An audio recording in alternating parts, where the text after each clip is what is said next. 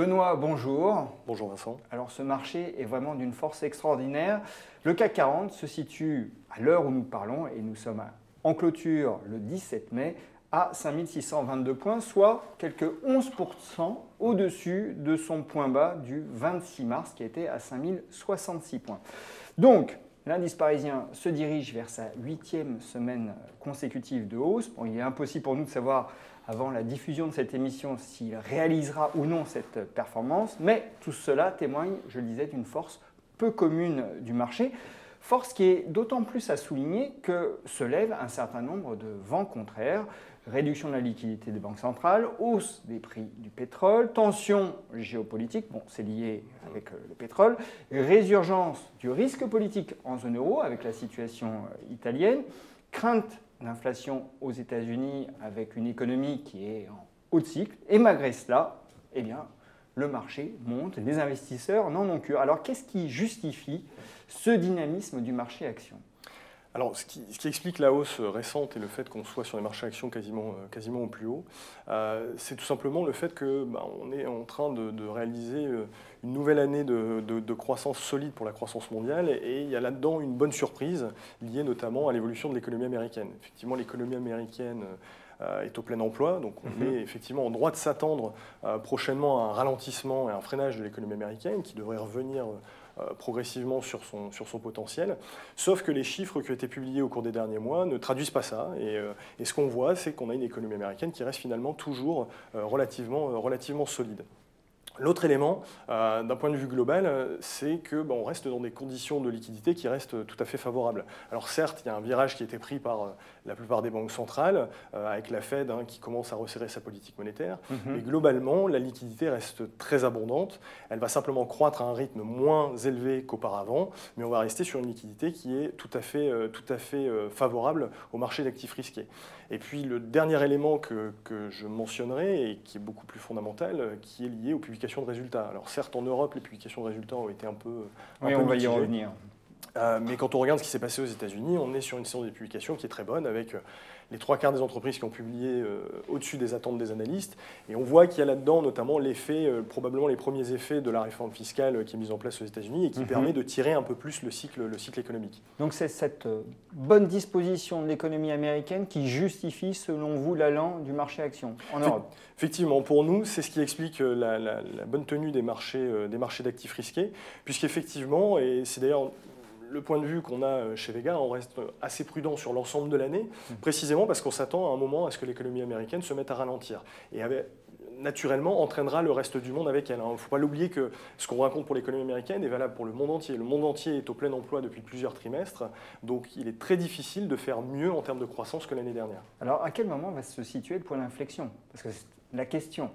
Vous parliez finalement du risque de ralentissement aux États-Unis, mais en Europe, le ralentissement, il est déjà palpable.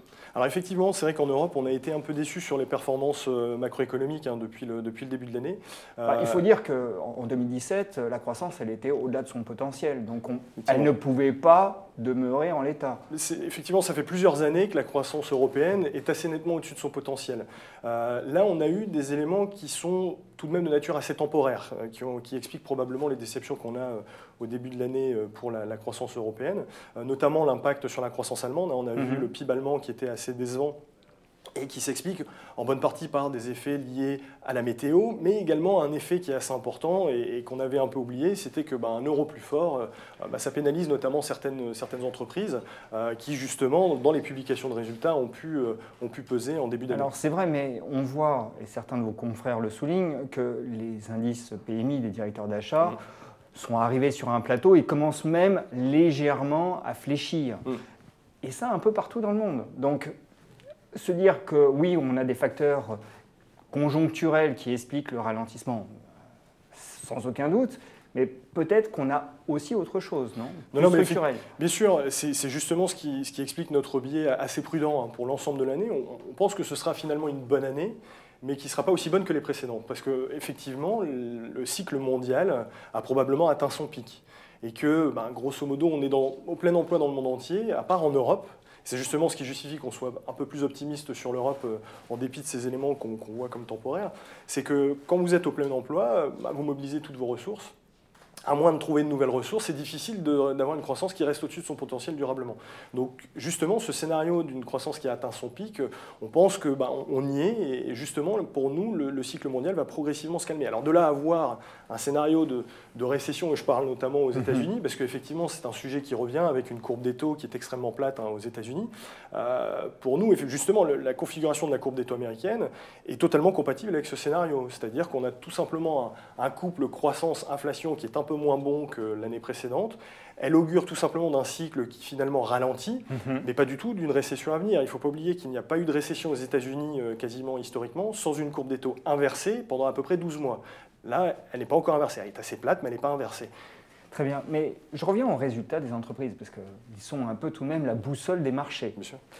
Or, vous l'avez dit, en Europe, les publications au premier trimestre ont été relativement médiocres. Les croissances bénéficiaires ont été de l'ordre de 3%. Un peu plus de 3%, effectivement. Ouais, si je ne m'abuse.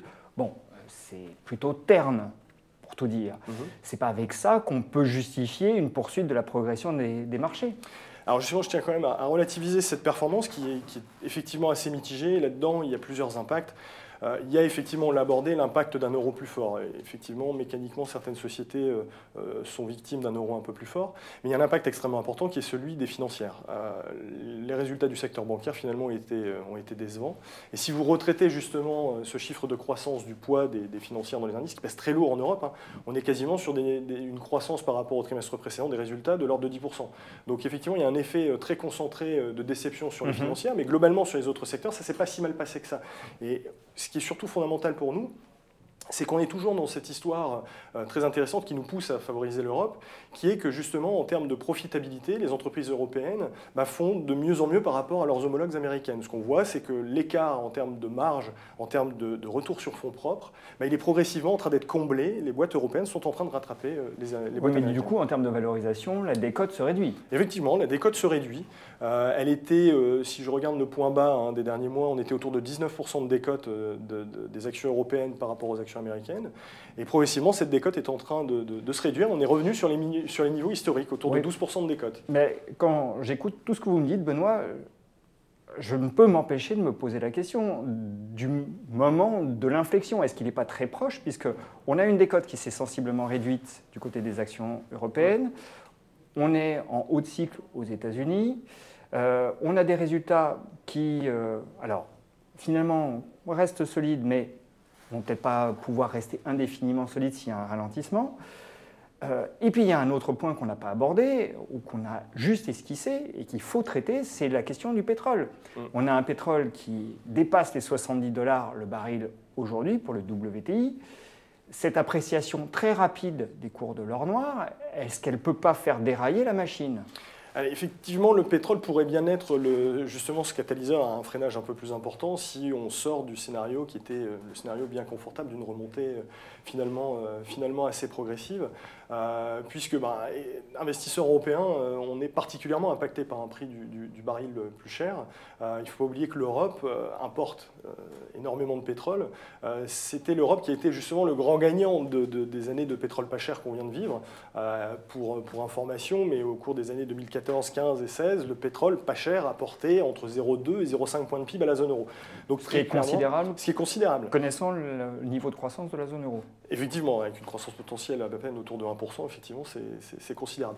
Et donc, lorsque le pétrole remonte, au départ, c'est plutôt une bonne nouvelle. C'est le signe d'un cycle qui va un peu mieux, etc. Et c'est ce qu'on vient de vivre. Sauf que là, sur le pétrole, on voit bien qu'on est en train de sortir, et c'est là-dessus où il va falloir se montrer très vigilant, on est en train de sortir progressivement de ce simple scénario de rééquilibrage du marché pour y ajouter une prime de risque géopolitique qui pourrait justement faire dérailler ce scénario et le faire monter à la hausse. Et là, l'Europe, justement, on serait victime, et c'est un risque effectivement. Parce que là, on a un peu la double peine en plus avec le pétrole, puisqu'il monte, et en même temps, on a le dollar qui s'apprécie, ce qui généralement est assez rare. Effectivement, c'est généralement assez rare. C'est plutôt l'inverse auquel on est habitué. C'est probablement aussi le reflet d'un changement extrêmement important sur le marché du pétrole lié à l'économie américaine. L'économie américaine, maintenant, produit l'essentiel du pétrole dont elle a besoin. Elle n'en importe plus. On peut dire que l'économie américaine, c'est quasiment une économie maintenant pétrolière. Donc effectivement, maintenant, et on commence à en voir ses effets sur les marchés, c'est que lorsque le pétrole remonte, ça peut maintenant s'accompagner d'un dollar un peu plus fort, parce que les États-Unis... Ça, c'est très mauvais pour l'Europe. Alors effectivement, c'est très mauvais pour pour certains segments de la cote, hein, et c'est très mauvais, enfin c'est mauvais au-delà d'un certain niveau, il y a des effets de seuil, hein, on reste dans un prix du baril qui est quand même assez raisonnable hein, par rapport à ce qu'on a pu connaître dans l'histoire. Mais effectivement, si on est dans un scénario avec un pétrole qui remonte plus rapidement et dépasse notamment, je pense, le seuil des 90, qui est souvent avancé hein, pour les entreprises européennes, c'est là où on pourrait avoir un impact très négatif sur la croissance européenne. Alors du coup, est-ce qu'il faut maintenir les positions sur les actions européennes ou avoir plutôt tendance à les réduire? Alors justement, là actuellement, avec des marchés qui sont quasiment au plus haut, j'aurais du mal à vous dire d'introduire plus de risques dans les portefeuilles. D'ailleurs, ce n'est pas ce qu'on fait, hein, on reste plutôt prudent sur les marchés. Maintenant, il ne faut pas oublier encore une fois que l'Europe, elle, est toujours dans une phase de rattrapage par rapport aux États-Unis. On n'est pas encore au plein emploi en Europe. Et donc on pense fondamentalement que sur l'ensemble de l'année, certes, il faut se montrer un peu plus prudent, sur les actifs risqués en général, mais que sur l'Europe, il y a encore pour nous la place à ce qu'on ait une croissance, grâce à cette croissance potentielle, grâce à cette croissance supérieure à la croissance potentielle, on pense qu'il y a encore la place à avoir une petite prime supplémentaire et de jouer cette histoire de rattrapage micro des entreprises européennes par rapport aux entreprises américaines, et pourquoi pas avoir la poursuite du comblement de cette décote entre l'Europe et les États-Unis. Donc plus d'Europe que des États-Unis dans les Plus d'Europe portefeuilles. que d'États-Unis, oui. Qu'est-ce qui vous ferait changer d'avis? On l'a évoqué, c'est le principal sujet, c'est le pétrole. Si effectivement le pétrole remonte trop violemment, on sera mécaniquement contraint de revoir notre position et effectivement on regardera avec un œil un peu plus neuf les États-Unis par rapport à l'Europe. Effectivement, ça serait pour nous l'élément essentiel. L'Europe souffrirait particulièrement du pétrole trop cher. Est-ce qu'il y a un niveau, un seuil à surveiller particulièrement? Il est souvent évoqué le seuil des 90 comme étant, d'un point de vue économétrique, le seuil à partir duquel l'économie européenne se met à souffrir considérablement. Donc, si je résume, pour conclure, toujours priorité selon vous aux actions européennes, mais on surveille de très très près le pétrole. C'est exactement ça. Benoît, merci. Vincent, merci.